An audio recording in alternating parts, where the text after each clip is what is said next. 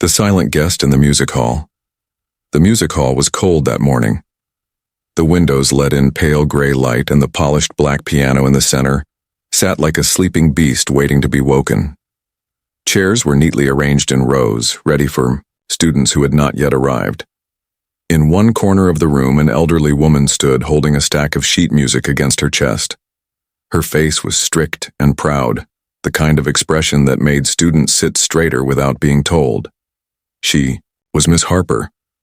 Miss Harper had taught piano for over 30 years. She believed music was not for fun. It was for discipline, for character, for proving you could survive pain without making a sound. Her students feared her, and some even cried behind closed doors. But they all learned. They all became better. No one questioned her authority, except one silent figure who sat near the back, folding her hands quietly on her lap. The simple woman had no name on the student list. She wore plain clothes, an old shawl wrapped around her shoulders. Her face was tired but gentle. No one really knew who she was, only that she cleaned the music hall in the evenings and sometimes sat quietly during the lessons. She never disturbed anyone, never spoke. She just listened, and that was how it began. On that particular day, a student named Rachel was supposed to perform Chopin's ballad No. 1. Miss Harper had chosen it for its difficulty. It was a test of both technique and soul, but Rachel came with red eyes and trembling hands. "I can't," she whispered, holding the sheet music like it was too heavy to carry. "I didn't practice. I had a family emergency." Miss Harper narrowed her eyes. She didn't raise her voice. Not even once, but her silence was sharp. "Music," she said coldly, "doesn't wait for your problems." Rachel's hands shook harder. Tears welled up. The pressure was too much. Miss Harper turned to the class and said, "If no one can play it, then perhaps someone from the outside will." Then her eyes landed on the silent woman. Everyone turned. "You," said Miss Harper, her voice cutting through the room. "Come here." The woman looked around, unsure if she was being addressed. "Yes, you, the cleaner." A few students giggled under their breath. "You sit here every day," Miss Harper continued. "Let's see if you've learned anything." The woman stood slowly. Her hands were trembling. Her clothes looked even older in the center of the room, under the full weight of everyone's gaze. She walked toward the piano. The students leaned in, expecting something awkward or embarrassing. Miss Harper handed her the sheet music. "Play this," she said, "as it is written." The woman looked at the paper but said nothing. She sat on the bench. Her fingers hovered above the keys. The room was silent. And then, something changed. When her fingers touched the piano, it was like a light turning on in a forgotten room. The notes didn't come one by one. They poured like a river. Her hands moved with a grace that seemed to come from somewhere deeper than memory, deeper than practice. Students sat up straight. Someone gasped. Another dropped their pen. Even Miss Harper, for the first time in years, took a step back. The woman played Chopin not like a student, not like a performer, but like someone who knew what sorrow really sounded like. Every note cried and whispered, danced and broke. She wasn't reading the music. She was remembering it, feeling it. The sound filled every corner of the hall, and the dust in the air seemed to shimmer with each vibration. When she finished, there was no applause, just stunned silence. The woman stood up quietly, adjusted her shawl, and began walking back to her seat. But before she could, Miss Harper blocked her path. "Who are you?" the teacher asked, her voice now more curious than commanding. The woman looked down and replied softly, "Just someone who used to play." That was all she said, but the story was far from over, because what no one knew was that this woman had once performed on a grand stage. She had once made a choice that changed everything, and Miss Harper, who believed she had seen everything music could offer, was about to face a truth that would shake her world. The silent guest in the music hall had finally been heard, and nothing would ever be the same again. The music buried in silence, the woman didn't return to her usual seat the next day. The chair in the back corner of the music hall sat empty, its worn fabric still holding the faint shape of her presence. Students whispered about her between classes. Some were amazed, others confused, and a few even embarrassed. They had laughed when Miss Harper called her forward. It was as if something impossible had happened right before their eyes, like a statue coming to life or a ghost speaking after years of silence. Miss Harper stood at the piano that morning, hands folded, staring at the keys without saying a word. The students waited, unsure if they should speak or sit. For the first time, the strict teacher seemed unsure of herself. Finally, she spoke. "Do any of you know her name?" No one answered. "Has anyone ever spoken to her?" The silence stretched. Eyes shifted around the room. Someone muttered, "She just comes in, cleans sometimes. That's all." Miss Harper pressed a key on the piano gently. A single note rang out. "What we witnessed yesterday," she said quietly, "was not an accident. That kind of playing cannot be learned by watching others. It must be lived. It must be suffered through. Someone taught her and she practiced, perhaps more than any of us can imagine." Her voice trembled just slightly as if she wasn't used to admitting awe. After the class, Miss Harper didn't return to her office. Instead, she wandered the corridors, looking into empty rooms and quiet corners. She checked the small staff kitchen. She peeked into the maintenance closet. No one had seen the woman all day, but she hadn't given up. That evening, long after the school emptied, Miss Harper waited in the music hall. She turned off the lights and sat near the back, the same way the woman used to sit. Outside, the sun faded into gold and purple and shadows grew long across the floor. Then the door creaked open. Miss Harper held her breath. The woman stepped in slowly, holding a bucket and a cloth. Her eyes were downcast and she seemed surprised to see anyone inside. "I was hoping you'd return," Miss Harper said gently, her voice softer than the woman had ever heard it. The woman paused but said nothing. "Please," Miss Harper added, standing up. "I want to talk. Not as a teacher, just as someone who was deeply moved." The woman's hands tightened on the bucket. She looked around, unsure if she should leave. "You played Chopin like it was written in your blood?" Miss Harper said.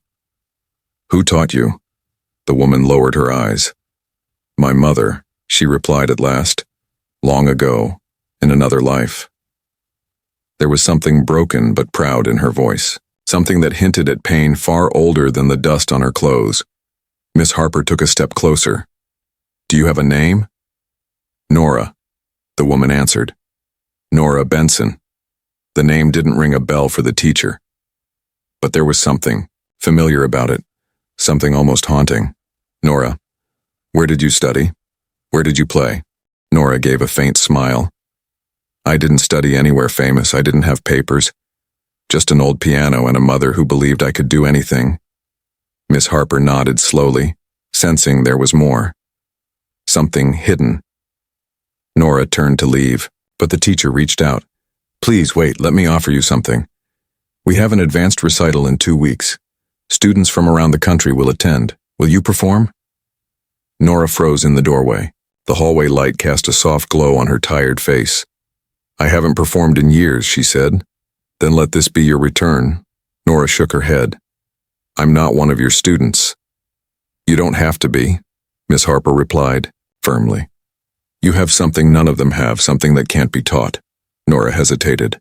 A long silence passed. Her eyes drifted toward the piano, its black surface shining faintly in the dark. "It's not that simple," she whispered. "You don't know what music cost me." Those words settled in the air like dust. "Then tell me," Miss Harper said, almost pleading. "Tell me what happened." Nora didn't answer. She walked out quietly, leaving the music hall filled with silence once again. But that night something changed inside Miss Harper. For the first time in her long career, she wasn't chasing perfection. She was chasing truth. She stayed up past midnight searching the internet, typing in Nora Benson pianist when young piano prodigy, unknown female pianist. At first nothing came up. Then she tried deeper. Older forums, archived music competition records, even newspaper scans. And then she found it. a grainy black and white photo of a girl, no older than 17, sitting beside a broken upright piano in a church basement. The caption read, "Local girl stuns judges in underground competition." Her name was listed as Nora Benson. It was dated 21 years ago. There were only 2 articles about her. One mentioned her vanishing shortly after winning a small regional award. The other, posted a year later, spoke of a fire in her home. The rest of her story had vanished, like a melody cut short before its final note. The next day, Miss Harper brought the printed articles to class. She didn't share them with the students, but her hands shook slightly as she placed them in her desk. Nora didn't show up again that week. But one evening, a soft tune echoed from the music hall. Janitors paused in their work. A security guard took off his cap to listen. The notes were quiet, like memories whispering. Someone was playing again. Miss Harper rushed down the hallway, heart pounding, and pushed open the door. Nora sat at the piano, her back turned, her fingers gliding across the keys with sorrow and fire mixed together. She stopped when she noticed the teacher. "I thought no one was here," she said. "I was hoping someone would be," Miss Harper replied. Nora stood, ready to leave, but the teacher held up a hand. "You said music cost you something," she began. "What did it take from you?" Nora looked away, her voice breaking. "It took my mother's life." And with that, the room fell into a silence deeper than any before. To Miss Harper, the answer made no sense. But to Nora, it was a truth carved into every key she touched. Before the teacher could speak again, Nora walked out. The door clicked shut, and Miss Harper was left standing in the darkness, holding a secret far too heavy for one person. The melody she never finished. The morning after, Nora's confession, the music hall felt different, not colder, not warmer, just heavier, as if the walls themselves were holding on to her words. "It took my mother's life." Miss Harper sat at her desk before any of her students arrived. Her usual routine, organizing sheet music, checking attendance papers, had been abandoned. Instead, she stared at a small, worn photograph she had printed from the archives. It showed a younger Nora, eyes bright and full of music, her hands resting delicately on a cracked keyboard. It was hard to believe the woman in that photograph and the quiet cleaner who swept these floors were the same person. But they were, and now Miss Harper couldn't stop thinking about her. She remembered her own youth, the harsh claps of her teacher's metronome, the way her knuckles had been rapped for every missed note. She remembered the hunger, the hours alone in practice rooms and the bitter victories. And yet, through all of that, she had never played like Nora played. Miss Harper had perfected piano, but Nora had become it. As the bell rang and students filled the hall, laughter and voices echoing, Miss Harper tried to shake herself free of her thoughts. She had a class to teach. She had a schedule. She had order. But today, nothing followed the plan. Rachel, the student who had broken down earlier, entered with hesitation. Her eyes searched the back row, but Nora wasn't there. "Miss Harper," she asked quietly, Will that woman be playing again?" Miss Harper raised her head slowly. "Not today," she said.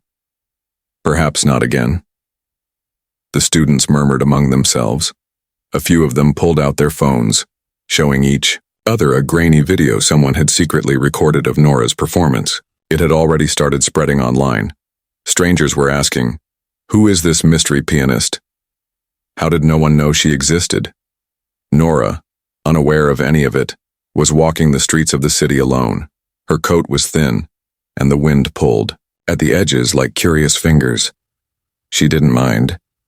She welcomed the cold. It reminded her she was still here, still breathing, still hiding. She wandered toward an old part of town, her feet guiding her to places she hadn't seen in years. She passed a boarded-up building that had once been her mother's music school. The windows were broken now, graffiti scrawled across the front. Weeds pushed through the cracks in the stone steps. Nora stared at it for a long time before sitting on the edge of the sidewalk. Her mind slipped backward. She was 17 again. Her mother, Clara, was a warm woman with strong hands and a voice that could soften even the hardest pain. Clara taught children how to play music not for applause but for healing. She believed music could carry people through grief, through hunger, through fear. She believed it had saved her, and it would save Nora too. And for a while it did. Nora became known in underground music circles for her raw emotional performances, but her mother kept her humble, reminding her that talent without kindness meant nothing. They had almost nothing, just one upright piano, 3 chairs, and a tiny wood stove, but those days were full of light, until the night the fire came. No one ever found out who started it. Some said it was faulty wiring, others whispered darker things, that someone jealous of Nora's rising success had set the place alight. Nora had been out buying bread when it happened. By the time she returned, smoke choked the air and flames were dancing through the roof. She screamed, ran inside, but neighbors dragged her back. They held her as she thrashed.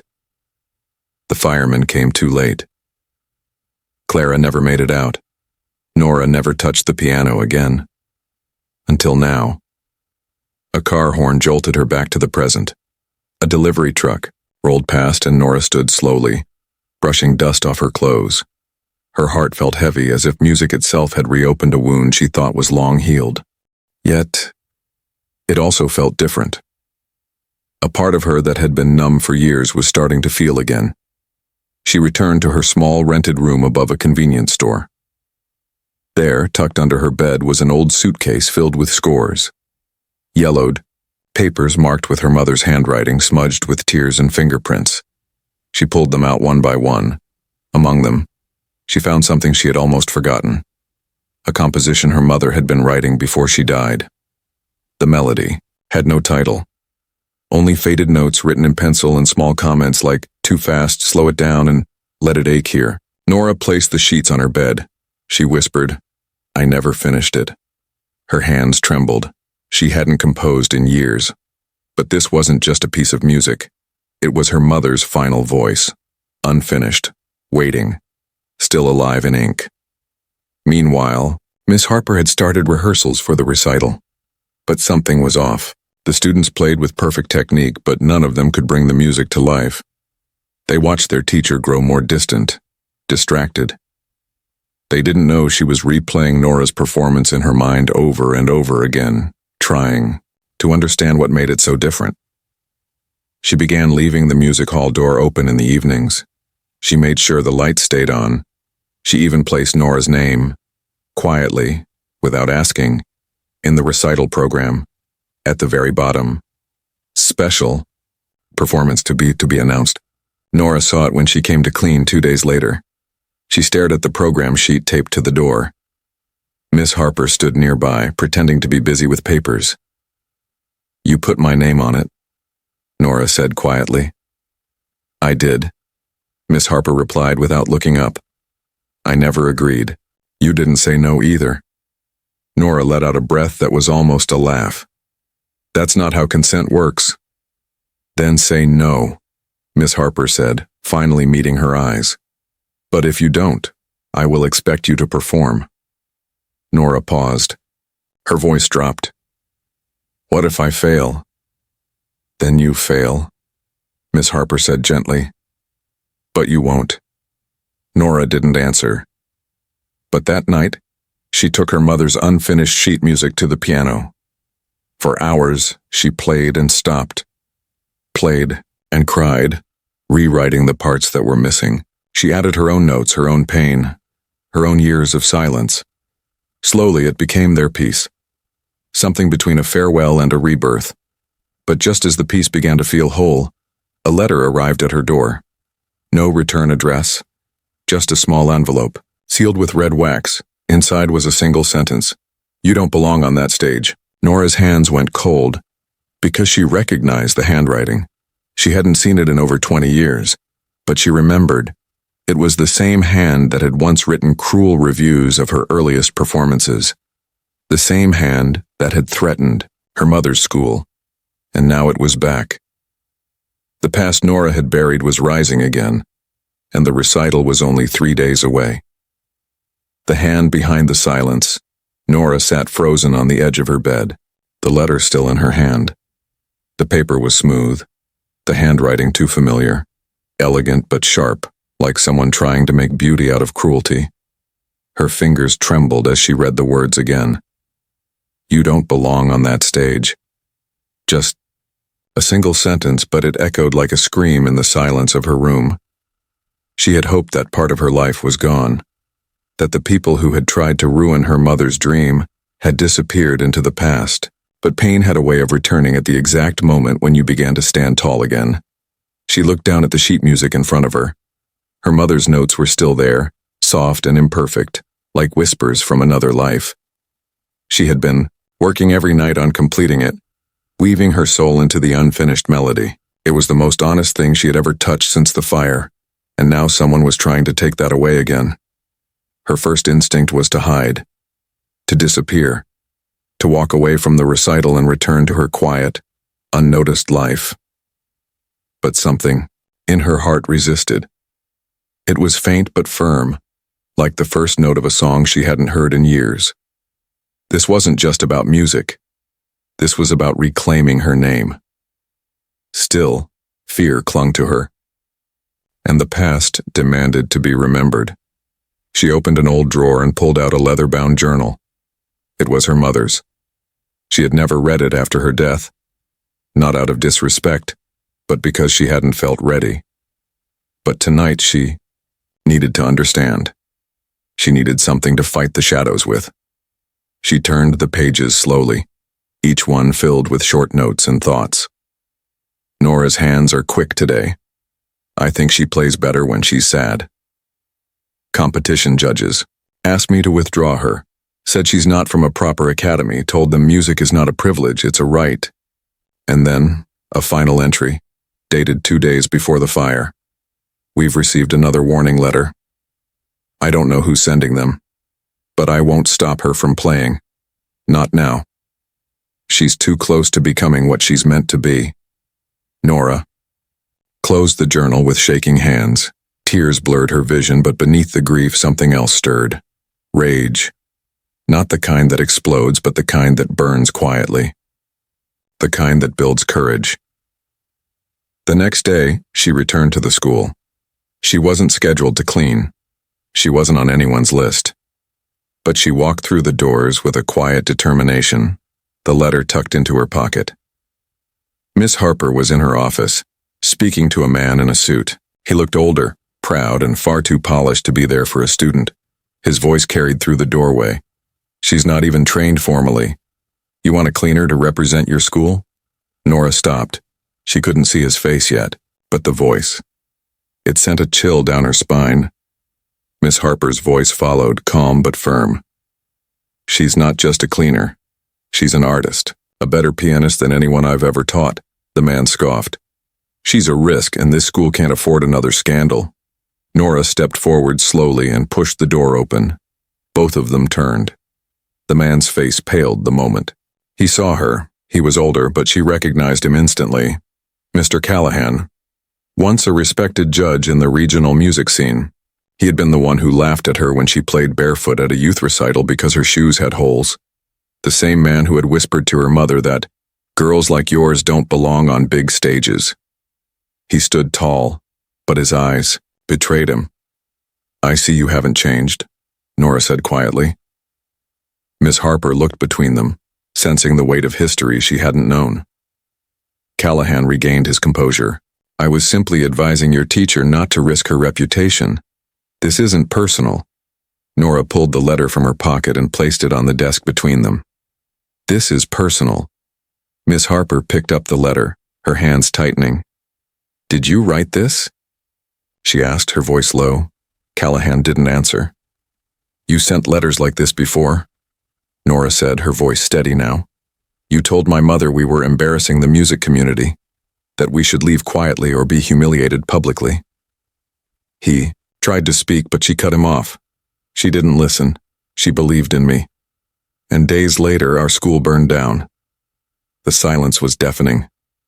Miss Harper turned to him, her expression turning cold. Leave, and don't come back. Callahan tried to protest. I have connections, Leave, she repeated. He hesitated, but the authority in her voice broke him. He left without another word. When the door closed, Miss Harper turned to Nora. "I didn't know," she whispered. "No one did," Nora replied. "He was careful. He never left proof, just fear." Miss Harper stepped closer, her eyes filled with something new. Respect, yes, but also sorrow. "You still want to perform?" Nora didn't answer right away. She walked to the window and looked out at the campus courtyard where students were sitting on benches laughing and unaware of the storm that had just passed. "I think," Nora said slowly, "that I have to." "What will you play?" Nora turned back, placing the sheet music on the desk. "This," she said. "My mother's final melody." Miss Harper scanned the pages, her breath catching.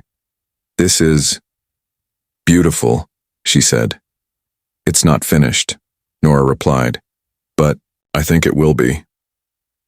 That night they sat together in the music hall, not as teacher and student, but as two women who had spent their lives in service of something greater than pride. Miss Harper listened as Nora played the piece, section by section, adjusting tempo, suggesting dynamics, allowing emotions to breathe. They worked past midnight.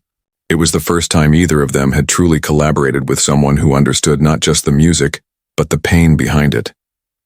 As dawn broke, the final note rang out, soft and haunting. Nora looked up. "It's done." Miss Harper nodded, her voice a whisper. "Yes, and it's perfect." But just before they left, Miss Harper paused at the door. "Nora," she said, "when you walk on that stage, don't think of the past. Don't think of them. Just remember why you started." Nora smiled faintly. "I started because my mother believed in me." And as she walked into the early morning light, the shadows behind her began to fade. Slowly, but surely. But the recital was only hours away, and one final test waited for her on the stage. The stage she feared. The stage she claimed. The auditorium, buzzed with quiet energy. Rows of red velvet seats filled with students, parents, teachers, and guests from far beyond the city. Soft murmurs filled the air. Conversations, expectations, nerves. Cameras were placed discreetly near the front. Every recital brought anticipation, but this year, there was something different. Something unsaid but deeply felt, at the side of the stage behind the curtain. Nora stood in silence. She wore a simple black dress. Not expensive. Not tailored. Just something clean. Something quiet. It belonged to her mother once. The hem had been hand-stitched, and a tiny rip in the sleeve had been carefully mended. Nora had almost left it hanging in her closet that morning, but something inside her told her it was right. She ran her fingers along the piano keys backstage. Not playing, just touching. Feeling the coolness of the ivory beneath her skin. Remembering. This was the same touch she used to know so well. The one that had once brought her joy, then grief, then silence. Now it was coming back to life. Miss Harper walked up beside her, her hands folded neatly. She didn't offer advice, didn't correct posture or speak of tempo. Instead, she said only 4 words. "You are ready, Nora." Nora looked up at her, and for the first time since this all began, she truly believed it. The curtain began to rise. On the final act, before her name was even announced, a hush fell across the room. People had heard the rumors. Whispers of a mysterious pianist, a cleaner who once played a single piece that moved people to tears. Some came curious, others skeptical. Many were ready to be impressed, but few were ready to be transformed. As the spotlight warmed her skin, Nora stepped onto the stage. Not a sound came from the audience. Even the creak of the wooden floor beneath her shoes seemed loud in the stillness. Her eyes didn't scan the crowd. She didn't search for anyone. Not yet. She sat at the grand piano. The lid was lifted, gleaming under the light like a crown. Her sheet music was already placed, neatly centered, but she didn't look at it. She closed her eyes and exhaled. For a moment, everything faded. The lights, the seats, the noise in her chest. All that remained was the feeling of her mother's hands guiding hers. And then, just as her fingers rose, Above the keys, her eyes flickered open. In the second row near the aisle, she saw him. Callahan, sitting with his arms crossed, expression unreadable. He had returned. Not as a judge. Not even as a guest of the school. But as a reminder. A ghost of everything she had fought to overcome. For a single moment, Nora's breath caught. Memories surged. The sound of fire, the cold hands of neighbors holding her back, the scream she never got to finish. Her vision blurred. Her fingers hovered above the piano but didn't move. Someone in the back coughed. A rustle of paper echoed near the side. She could feel the audience waiting. Watching. Doubt rushed in like a storm. Was she wrong to come? Was this just another trap? She felt her hands shaking. The same hands that once played through darkness were now frozen in light. But then from the wings, she heard it. Miss Harper's voice. Just loud enough to reach her heart. Play for her. Not for them. Not for Callahan. Not for revenge or redemption, or proving anything, but for her. Nora closed her eyes again. And this time, when her fingers touched the keys, they did not shake. The first notes came soft, like footsteps on snow. They drifted into the air, unsure but honest. The melody her mother had written returned to life. Nora let it unfold slowly, like opening an old letter you weren't brave enough to read for years. The hall fell into silence. Not forced. Not commanded. It was the kind of silence people give when they forget their breathing. Nora's hands moved from one end of the keyboard to the other. Not with flash, but with feeling. Each note was a memory. Each pause was a wound she had stitched with music. The second section built gently. Harmonies layered over one another, growing stronger. She poured her pain into the lower keys and her hope into the higher ones. The melody rose and fell like a heartbeat. Callahan shifted in his seat, no longer comfortable. He wasn't just listening to music. He was facing what he had tried to bury. The woman he tried to silence was now holding the entire room in the palm of her hands. As Nora reached the middle of the piece, her expression changed. The sadness didn't disappear, but it was joined by something else. Freedom. For the first time, she wasn't just playing her mother's notes. She was adding her own. A new passage swelled from the original melody. Something soft, then bold, then delicate again. Her hands danced. Her body swayed gently. The music wasn't just echoing through the hall, it was echoing through her. Then came the final section, a return to the beginning. A reminder of where the story had started, but this time it wasn't uncertain. It was whole. The last few notes lingered in the air long after her hands stopped moving. Nora didn't move. No one clapped at first. No one could. They were too stunned. Then, slowly, like the sound of rain beginning on a quiet roof, the applause came. Soft, scattered, then building. Louder, rising. Overwhelming. Nora opened her eyes. Tears slid down her cheeks, but she didn't wipe them away. She stood, bowed once, deeply, humbly, and then looked directly at Callahan.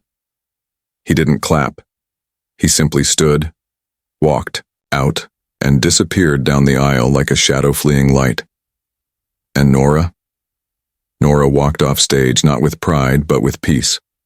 Backstage, Miss Harper was waiting, eyes glassy. "You didn't just play," she whispered. "You told the truth." Nora smiled faintly. "For the first time," she said, "I think I finally did." But just as she stepped out of the spotlight, a young girl approached her, barely 12, holding a small notepad. "Miss Nora?" she said softly. "Can I learn from you?" Nora looked down at her, stunned. The girl's hands were small, her eyes wide, her voice hopeful. Nora knelt, placing her hand over the girl's. "Yes," she said gently. "I'd be honored." And in that moment, a circle began to close. But there was still one last note to be played. Because that night, in the quiet of her room, Nora received a second letter. This one in her mother's handwriting, and she hadn't written it. The stage she feared, the stage she claimed. The recital hall was almost full by 6 in the evening, but the air inside was unusually still. It wasn't the usual chatter and movement that came with student recitals. Something quieter pulsed beneath the surface, a hum of expectation, the tension that settles before a storm. Word had spread across the campus, even to the neighboring districts. People who had never set foot inside the music hall before were now finding their seats, all asking the same whispered question. Is it true? Is the cleaner really playing tonight? Nora sat backstage, alone. Her hands rested in her lap. They weren't shaking, but they didn't feel steady either. She had spent hours going over the piece again and again, but now that the moment had come, her thoughts were oddly still. The rehearsal had ended. The past had been unearthed. And now, there was only this, the stage, the keys, and the silence, waiting to be filled. She wore her mother's old dress. It wasn't designed for performance. It was simple, hand-stitched, worn thin at the sleeves. But it was the only thing that made sense tonight. It held memory in its thread. Her mother's warmth still lingered in the seams. As she breathed in slowly, it felt like she was being held, just for a moment, by the person who had once told her that her music mattered. The final student bowed on stage, his performance ending with polite applause. Then a brief pause. Miss Harper stepped forward from the wings. She didn't carry notes. She didn't clear her throat. Instead, she spoke plainly. Our next performer is someone you may not recognize from our enrollment list. She is not a student here, and she has never stood on this stage before. But I assure you, what she is about to play will speak louder than anything we could ever teach. She looked toward the wings. Nora Benson. Nora's feet felt like stone as she stood. She took one breath, then another, and then she stepped into the light. The silence that met her was not empty. It was full of questions, of wonder, of disbelief. She walked with quiet resolve across the stage, not hiding, not rushing. Her eyes didn't search the crowd. She didn't need to find anyone. The only person she was playing for tonight was gone, and yet more present than ever. But then, just as she reached the bench, her eyes caught movement in the front row. A man sat there, not clapping, not reacting, just watching. Callahan. He had returned. His presence was like a cold shadow settling across the stage. He didn't smile. He didn't blink. He sat there as if daring her to crumble. Nora froze for just a breath. Not fear. Not anger. Something heavier. Grief. This man had been part of the long silence that swallowed her mother's dream. He had written letters, spread rumors, whispered poison in rooms where talent was supposed to be honored. His cruelty had never been loud, but it had been sharp and it had cut deep. But not tonight. Nora sat down at the piano and let the past fall away. She didn't open the sheet music. She didn't need to. The first note rang out like a bell in fog. It was soft, trembling, almost shy. A single key held just long enough to catch the breath of the room. Then another, and another. The melody unfolded like a letter long buried, each phrase revealing something unspoken. The opening passage was her mother's, simple, warm, written in moments between lessons and meals. Nora let the music guide her gently, holding every note as if it were her mother's hand. The room held its breath. Then came the middle section, hers. It was more fragile, more unsure. It carried hesitation and sorrow. But beneath that was strength. Quiet, unbreakable. The harmonies she had added didn't overpower the original, they completed it. Pain and healing living in the same breath. As her fingers moved, her posture changed. She began to lean into the keys, her eyes half closed, her body becoming part of the music. The piano was no longer an instrument. It was memory. It was truth. It was home. Callahan sat frozen. This wasn't just a performance. This was everything he had tried to erase, and it was rising in front of him. The final section arrived, both a farewell and a beginning. It returned to the original melody, but it had been transformed. It was fuller now, more honest. The sorrow had not disappeared. It had been accepted. And in that acceptance was peace. Nora held the last chord for what felt like forever. When it faded, the silence that followed was thunderous. Not a single person moved. Not a single breath broke the stillness. Then slowly, like dawn over frozen ground, the applause began. A few claps. Then more. Then the room exploded. People stood. Hands thundered. Some wept. Some didn't know why they were crying. Only that something inside them had shifted. The performance had not been perfect in a technical sense, but it had been real. And realness was rare. Nora stood, bowed once, then looked toward the front row. Callahan was gone. His seat was empty, and for the first time in years, Nora didn't feel afraid of ghosts. Backstage, students surrounded her. Some wanted to shake her hand. Some just stood there, unable to speak. One young girl reached up and hugged her without asking. Miss Harper waited until the crowd parted, then stepped forward. Her eyes were glassy. "I've been teaching music for 34 years, she said softly, but tonight, I finally heard it." Nora didn't respond with words. She simply held out her hand. They embraced, two women who had come from different worlds but now shared one truth. Music, when honest, needed no permission. Later that night, long after the lights dimmed and the crowds left, Nora returned to her small apartment.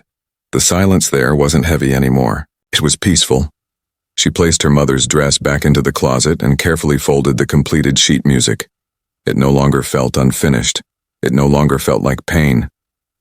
As she sat on her bed, something on the floor caught her eye. A letter. Small, cream-colored, untouched, no name on the front. But she knew the handwriting. Her breath stopped. It was her mother's, hands trembling. She opened it. The ink was faded, but the words were clear. "My darling Nora, if you're reading this, then the world has finally heard your music. Remember, you were always more than the notes. You were the heart behind them. And I was never more proud than when you played. Not to impress, but to feel. Never stop. Love always, Mama." Nora pressed the letter to her heart. The sound that never dies. The next morning, sunlight spilled gently through the windows of Nora's tiny apartment. The room was still, wrapped in that strange quiet that comes after something life-changing, like the earth holding its breath after a storm has passed. Nora sat at her kitchen table, the letter from her mother resting in front of her like a treasure unearthed from deep within time. She had read it at least 20 times now, each reading adding a different weight to the words. It was not the kind of letter that answered every question or solved every pain. It was simply love, preserved in ink. She ran her fingertips across the final line, "Never stop." And for the first time since she was 17, she had no intention of stopping. Her phone buzzed gently, breaking the stillness. A message from Miss Harper. "The board wants to speak with you today.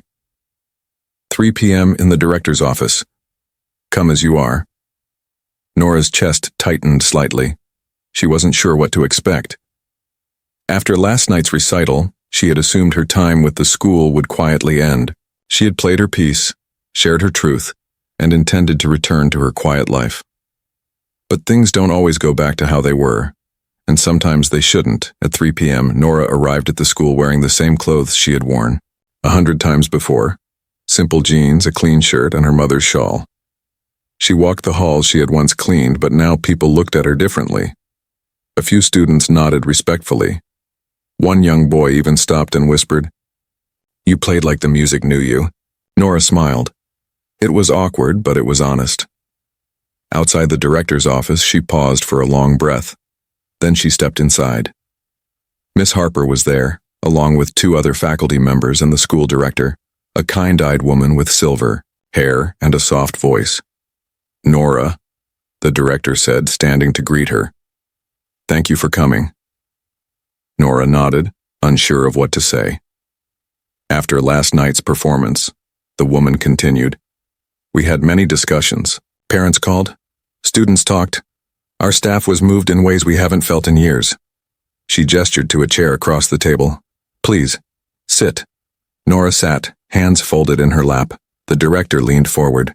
We would like to offer you something. Nora's heart skipped. We know you don't hold a formal degree, the director said, but experience can sometimes be more powerful than a certificate. We've decided to create a new position here, artist in residence, someone who doesn't just teach notes but teaches truth, and we would be honored if you would accept it. Nora blinked. She hadn't expected this.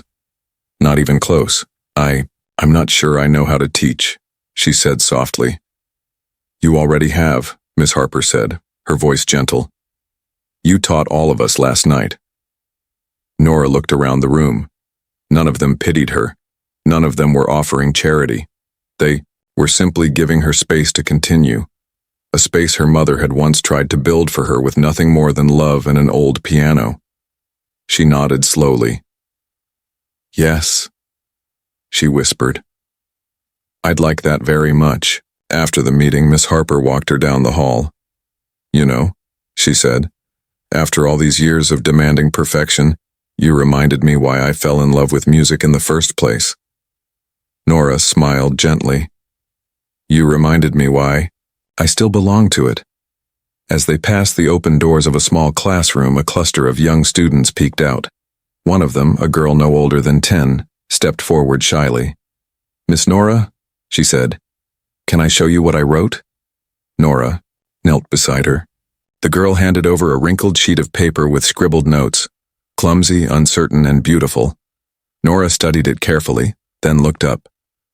This is music, she said softly. The girl beamed. A few days later, Nora moved into a modest office near the practice rooms. She didn't decorate much. Just a framed photo of her mother, the old letter placed beside it, and a small second-hand keyboard she used to demonstrate ideas. She kept the door open most of the time, and slowly, students began to wander in. Not just for instruction, but for something deeper. They asked her things their formal teachers couldn't answer. How do you play when you're heartbroken? How do you keep going when you're afraid? How do you know if you're good enough? And Nora always gave the same reply. Play anyway. Meanwhile, the recording of her recital had spread far beyond the campus. A music blogger shared it with the caption, "A pianist who disappeared, returns with something we didn't know we were missing." An old radio show played the piece late one night and dedicated it to the ones who lost their voice, but found it again through grace. But Nora didn't chase fame. She never played for the internet. She played for healing. For every girl who was told she didn't belong. For every mother who believed in her child when no one else would. For every room filled with silence waiting. For someone to speak. Months passed. Seasons changed. And one afternoon, Nora sat by the same piano in the recital hall, this time with a small group of students gathered around. They were laughing, sharing mistakes, trying again. The room was alive. She gently placed her hands on the keys, and without warning, she began to play the melody her mother had written, not for a performance, not for applause, just because it was inside her. As the students listened, one of them whispered, "Will this piece ever have a name?" Nora paused, her fingers still resting on the final chord. Then she looked up, eyes soft. "Yes," she said. "It's called The Sound That Never Dies." And outside, through the open window, the breeze carried the music into the world. Not loud, not proud, just honest. And in that honesty, it lived forever. And for the first time in a lifetime of unfinished songs, she felt whole,